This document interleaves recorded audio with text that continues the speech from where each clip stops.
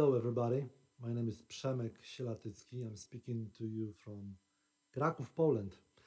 I was asked today to talk to you about how is Jesus the only way.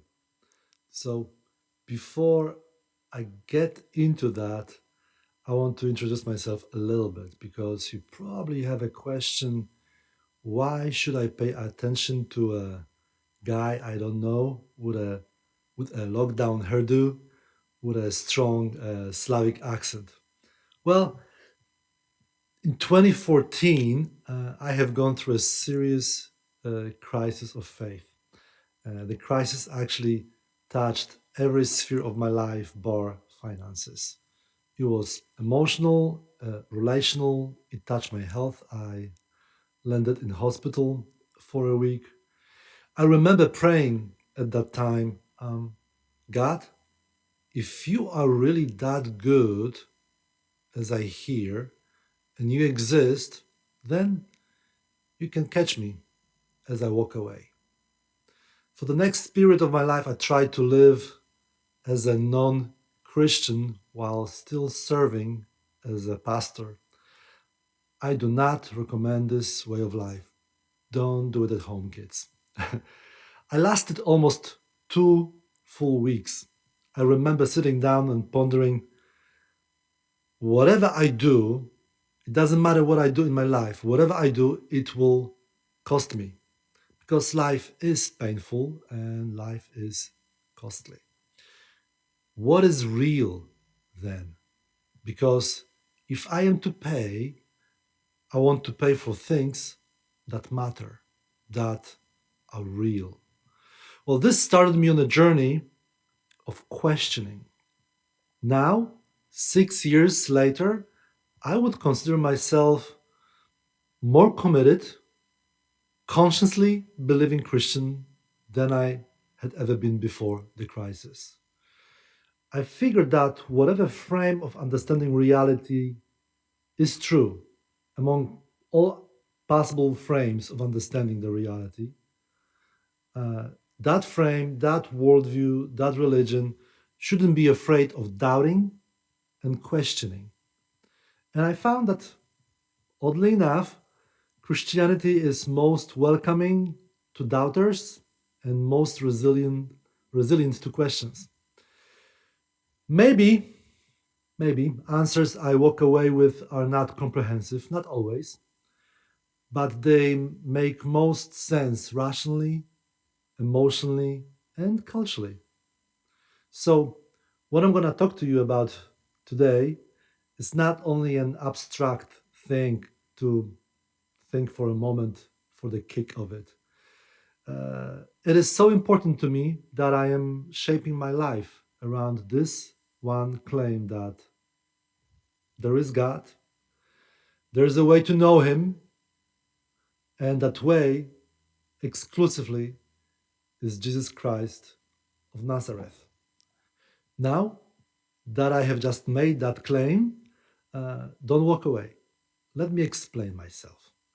And let me also explain what is my ambition for this talk. I do not expect you walking away agreeing with me. Topic is too complicated and too complex for one 20 something minute long session to explain everything. But it is my desire and my ambition that you walk away thinking, "Hmm, this actually makes sense. Let me therefore dig deeper." We need to probably start with the main hero of this talk today, the one of the most troubling, off-putting claims of Christianity, at least for skeptics. There is this one verse in the Bible that many skeptics find controversial, off-putting, um, very exclusive. It is found in the Gospel of John in chapter 14, verse 6. And here's how it reads in the ESV translation. Jesus said to them, I am the way and the truth and the life. No one comes to the Father but through me. Well, it is off putting partly because of our pluralistic framework of understanding reality. When I say pluralism, it's a difficult word. It might mean many things. There's a philosophical pluralism, there's a political pluralism. What does it mean in case of religion? It would mean, if you are pluralistic in religion, it would mean that you would view and accept all religions as religious paths that are equally valid, and you would be promoting coexistence, equal coexistence of all religions. Well, there's a really well known illustration used quite often by the proponents of this view, and it's an elephant illustration. It goes like this. Imagine there's a room and there's an elephant in this room, and there are four blind men who discover that elephant. Well, since the men have never encountered an elephant, they grope about, seeking to understand and describe this new phenomenon. One grasps the trunk and concludes it is a snake.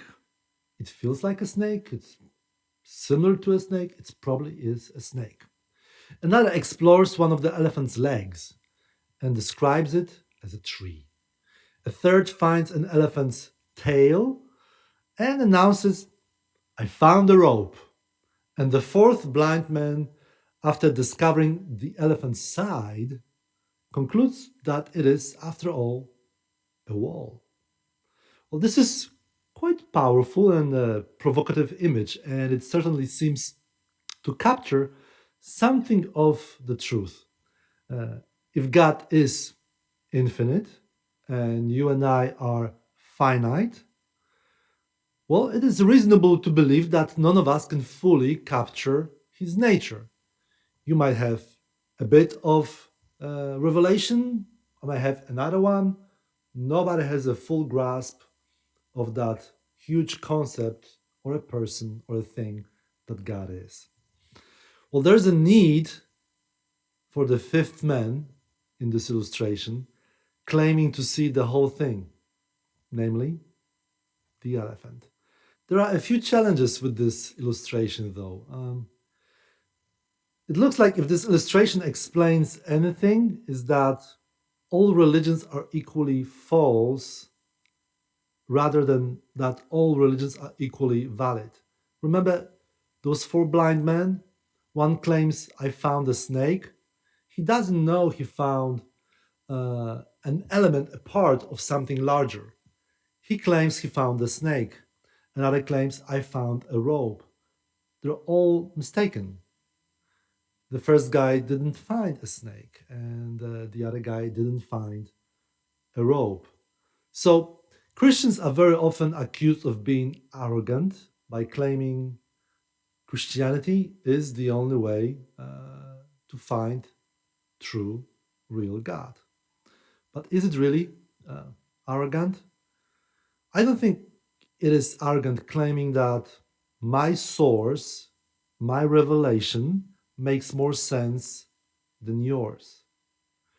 Because if you come to a Christian person and you say, you're arrogant, nobody has truth, it's like with that elephant. What you're claiming is that we're all blind, but you know, what I'm claiming to be a snake is just a trunk. What Muslims claim to be a rope is just a tail. But you're the one who claims to have the full revelation. You're not one of the four blind men in the room. You're the guy with a clear 20/20 vision who sees the full picture and says, I know what God is. You're wrong, you've got a part of reality, you've got a part of reality, I've got a full view of reality. Which is more arrogant? You might react at this point and say, Przemek, I've got a bit of an issue with revelation being as treated as a valid way to gain truth. Uh, what can be tested in a lab, what can be touched, measured, that is truth.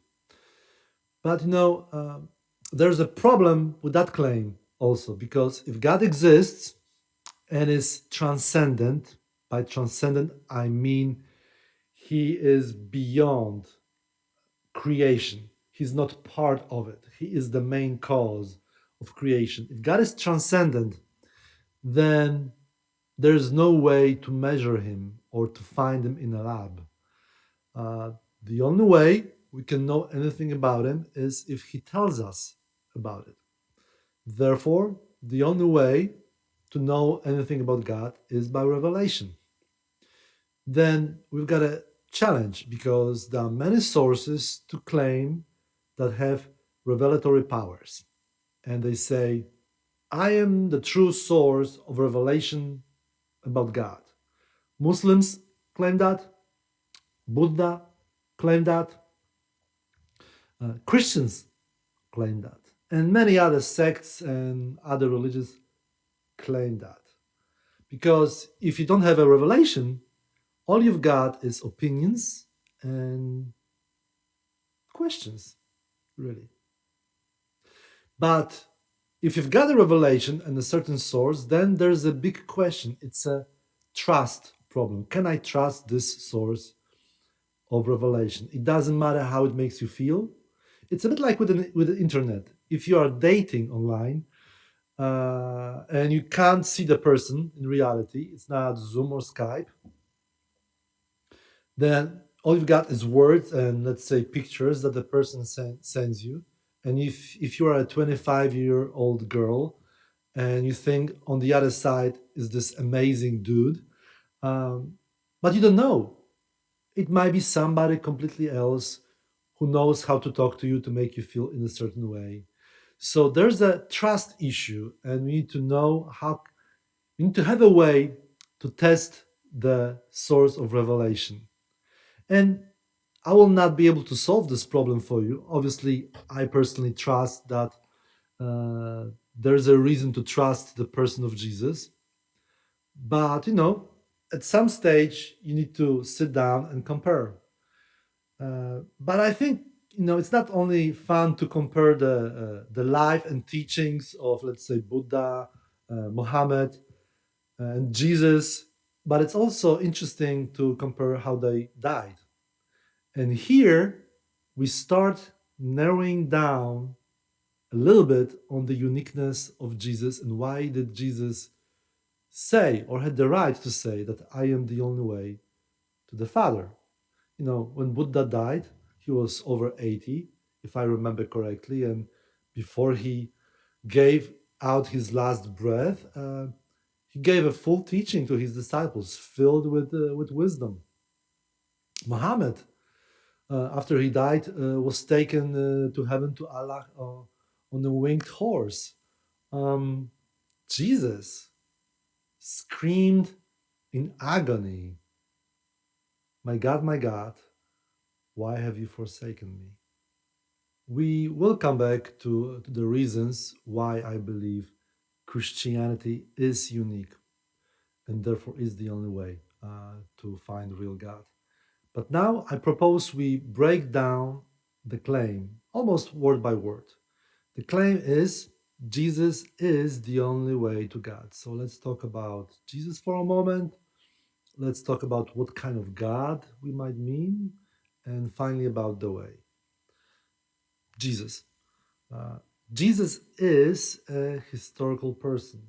You might be in a camp of doubters and saying that Jesus is a mythical person. Probably, if you claim that, you watched documentary titled Zeitgeist. Well, we don't have time today to dig into that topic. I would encourage you, if Zeitgeist is the only reason why you claim that Jesus is a made up person, uh, go back, read a little bit, read people who argue differently. You can type in Zeitgeist on Google and see that most of the claims in the movie are made up, unlike Jesus. Well, so let's talk about God. If Jesus is the only way to God, what kind of God are we talking about? Um, well, If we look at the popular pagan religions, then God is usually immanent. He's not transcendent, he's immanent, he's one with the matter, or he's within the universe, he's part of it. He's built up with the same elements.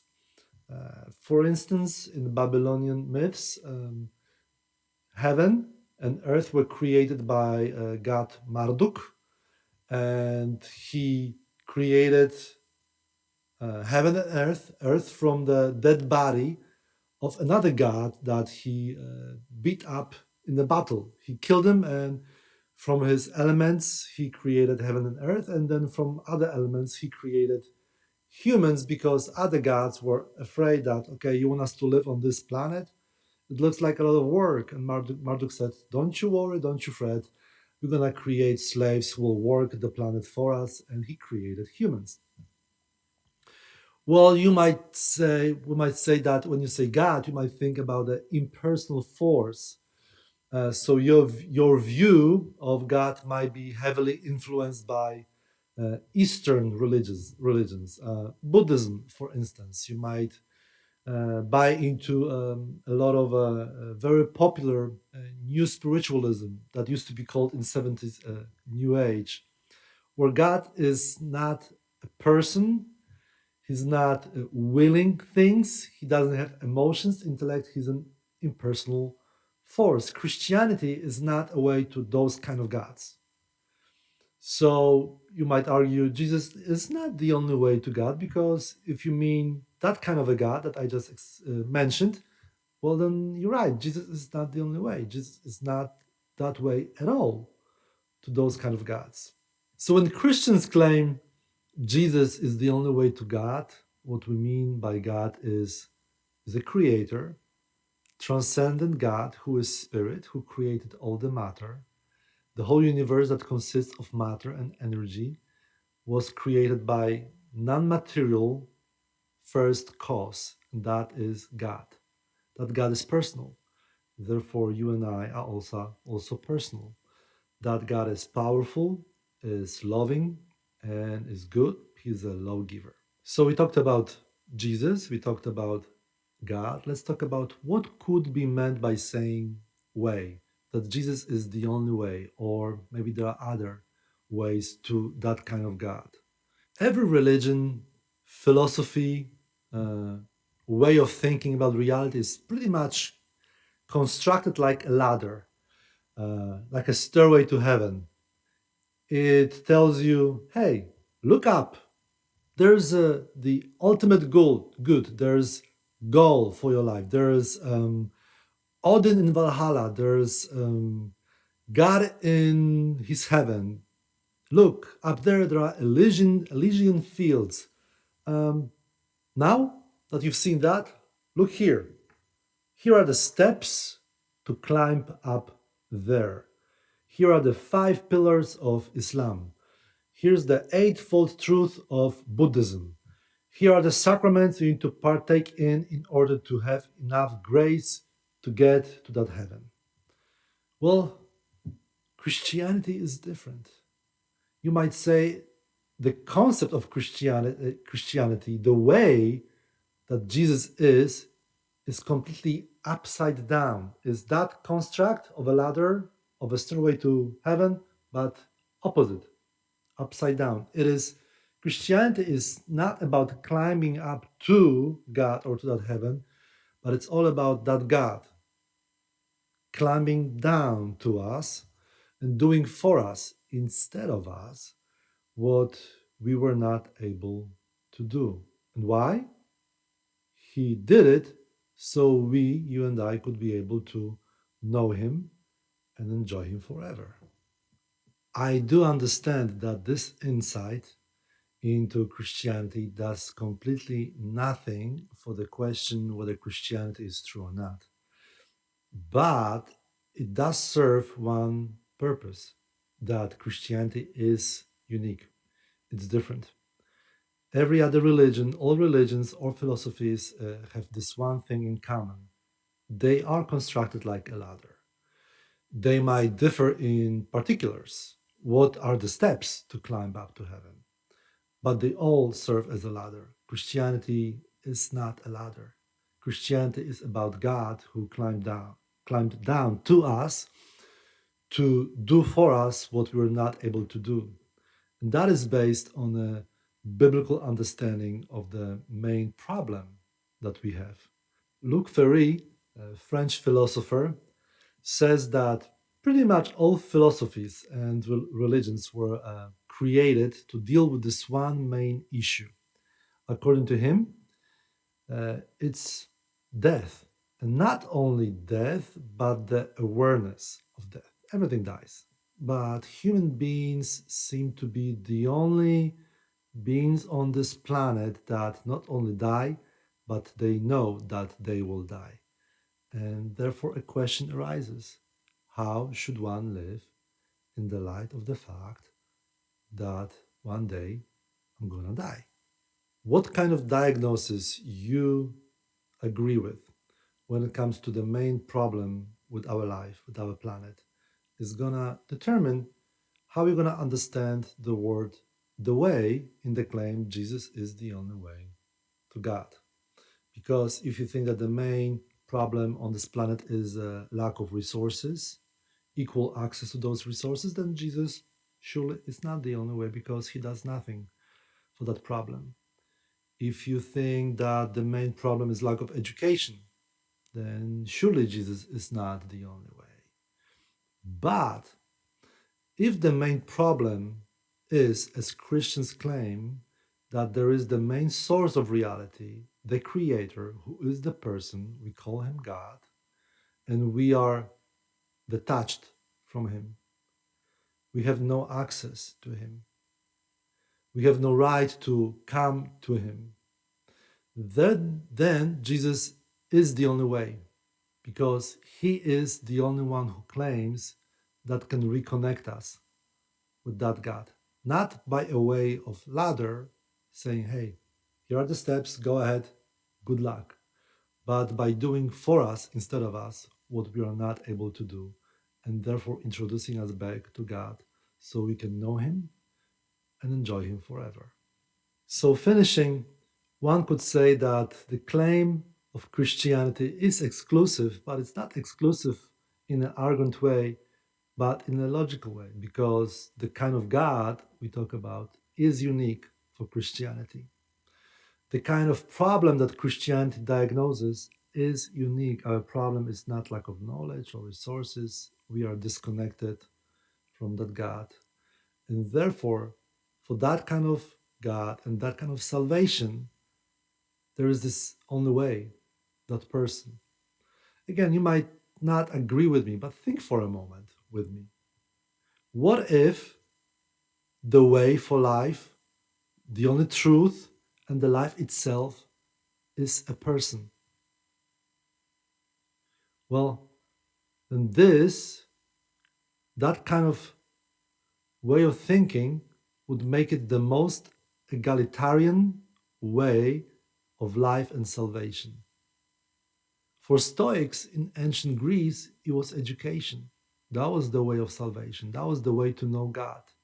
And therefore, it was restricted for the elites that could afford education. For Vikings, it would be only for those who died valiantly in the battle. Well, if you died in your bed, sorry, amigo. Not like in Hinduism, where you're stuck in a vicious cycle of death and rebirth, and you never know when you're gonna break out of that. And when you do, you just rejoin the big nothingness, impersonal cosmic force. In this view, in Christianity, there is salvation for our soul, for our body, for our relationships, for the planet. Bible claims that the whole planet, the whole creation will be renewed. And our goal in our salvation is not a place like heaven or Valhalla. It is a person, God, who wants to be our Father. No other religion offers a way to God like that, and there is no other salvation like that. And therefore, Jesus is not a mean bodyguard who is blocking other ways to God and saying, "It's mine." He is the only way where there was no way before. I know this does not answer all the aspects of this topic, but as I mentioned at the very beginning, I do not expect you walking away agreeing with me today. But it is my hope and my desire and my ambition that you hopefully walk away thinking, well, this actually makes more sense than I have thought before. Let me dig deeper. Or you might walk away hopefully saying, I don't believe it, but I kind of wish it was truth. Let me go and dig deeper. If I succeeded, then I hope you have access to someone today around you who can discuss those issues with you further and maybe offer additional resources if you like to read. But don't be afraid to ask questions. Look for answers. Let me finish with this quote by Jesus. He said in the Gospel according to Matthew, "Ask, and it will be given to you. Seek, and you will find. Knock, and it will be opened to you. For everyone who asks receives, and he who seeks finds, and to him who knocks it will be opened." Good luck, my friends, and have a wonderful day.